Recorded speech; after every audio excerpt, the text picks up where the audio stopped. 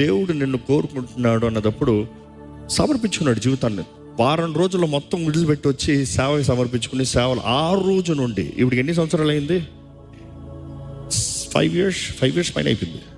19 కదా, 5 years పైన. So అన్ని సంవత్సరాలు నాతోనే ఉంటున్నాడు. అండ్ కొంతమంది అడుగుతారు, గర్వం వచ్చేస్తారు. నో ఒకళ్ళు ఏంటనేది నాకు తెలుసు. ఎప్పుడు ఒకటి అంటాం, గర్వం ఎవడికి ఎప్పుడు వస్తుంది ఎవడికి తెలియదు.